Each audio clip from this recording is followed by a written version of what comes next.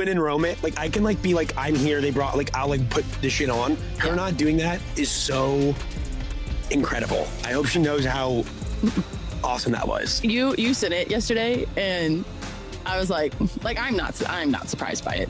I'm not, because you know what? Everyone's always trying to get her to like wear something or do something, and like her to go, hell no. I haven't watched a lick of the WNBA. I don't know what's going on. I talked to my teammates like the day that we did X interviews and all that, and I need a cleanse. Like, I'm booking vacations. Wes, we need to go on a vacation and do a podcast. That wasn't just a player talking about being tired. That was a warning shot. For weeks, the internet has been celebrating Sophie Cunningham as the enforcer, the loyal teammate willing to get ejected to protect her superstar Caitlin Clark. But you have been fed a carefully crafted lie. That story, the one about selfless loyalty, is just a smoke screen. The truth is much colder and far more calculated. The viral clips of Cunningham defending Clark weren't just a reaction. They were an audition. They were the first public move in a high-stakes strategy to use the single biggest asset in the WNBA, the Caitlin Clark effect, as a weapon in a personal war against the league office that she was already losing. Today, we're going to connect the dots and show you the real story. This isn't about friendship, it's about leverage. We'll expose how Cunningham manufactured the enforcer narrative, weaponized Clark's popularity, and is now using that power to deliver a final ultimatum to the league. Give me what I want, or I walk. We are a community of narrative analysts here, and we live for the story behind the story. If you appreciate this level of deep dive investigation, do me a favor and hit that like button right now. It's a small click for you, but it's a massive signal for us that you want the unfiltered truth. Okay, let's get into it. To understand the strategy, you first have to understand how the weapon was forged. And it was forged in a single moment of chaos.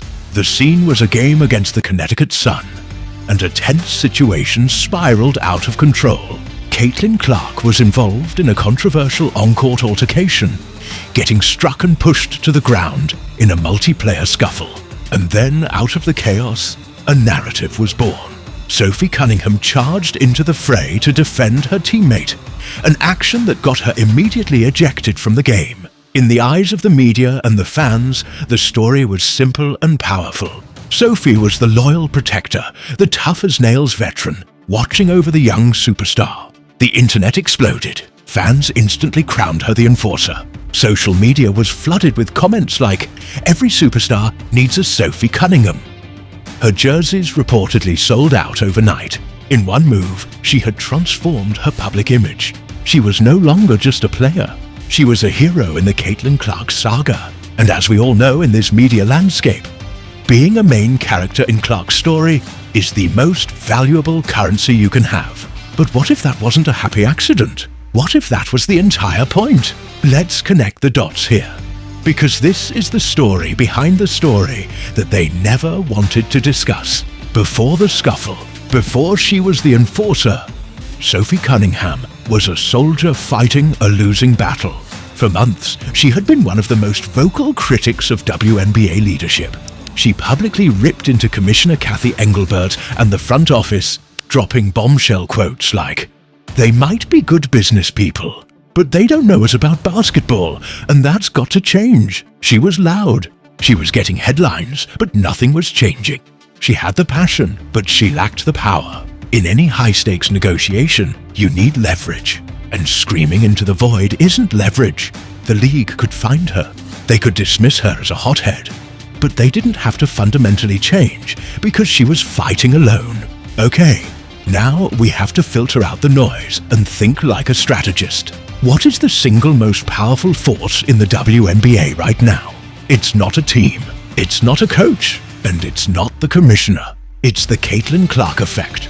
It's the millions of new fans, the sold-out arenas, the record-breaking viewership, and the unprecedented media attention. Caitlin Clark isn't just a player. She's an economic engine, and the fan base that follows her is an army. Cunningham saw this. She saw an army that could be mobilized, and the altercation during the Sun game was the perfect opportunity. It was a calculated risk. By charging in, she wasn't just defending a teammate from a cheap shot. She was publicly anointing herself as the protector of the league's most valuable asset. She was aligning her personal war against the league with the public's fierce protective instincts for Caitlin Clark. It was a masterstroke of political theatre. She instantly co-opted that entire fan base, turning her lonely crusade into their crusade. So let me ask you this. Was that a split-second decision born of loyalty? Or was it the most calculated political move of the season? Let me know your theory in the comments below, because after that moment, everything changed. Suddenly, her criticisms of the league weren't just the rantings of one frustrated player. They were amplified by millions of new voices, all demanding to know why the league wasn't doing more to protect its biggest star. The narrative was no longer Sophie versus the WNBA. It was the WNBA versus Caitlin Clark. With Sophie positioned as Clark's champion, she had her leverage, and she was about to use it. And she didn't wait long. With the Enforcer narrative firmly established, and Clark's army of fans now hanging on her every word, Cunningham delivered her ultimatum. She went on the Show Me Something podcast, and under the guise of being unfiltered, she started dropping carefully placed hints. This is where many of you watching have already connected the dots. And you were on to something massive. Listen again to the clip that started this video. She says, "I haven't watched a lick of the WNBA. I need a cleanse like I'm booking vacations." On the surface, it sounds like simple burnout. That's the story the competitor video wanted you to believe. But as narrative analysts, we know you have to filter out that noise. This wasn't a confession. It was a threat. It was a clear signal to the league office that she is emotionally detached and perfectly willing to walk away from the game. This isn't just speculation. Our research confirms that Cunningham's contract is expiring soon, and there are multiple reports that she has directly threatened to leave the WNBA if player treatment and officiating standards don't improve. She even promised a potential lockout if players don't get what they deserve. She's putting it all on the table. But now her threat carries the implicit weight of Caitlin Clark's fan base. The subtext is clear. If you let me walk, you're not just losing me. You are betraying the woman who is protecting your golden goose, and her fans will burn you to the ground for it. She's holding the league's most valuable asset hostage, without Clark ever having to say a word. It's a brilliant, almost ruthless strategy.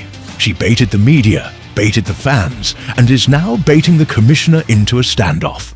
She's turned a personal grievance into a league-wide crisis, all by hitching her wagon to the biggest star in the sport.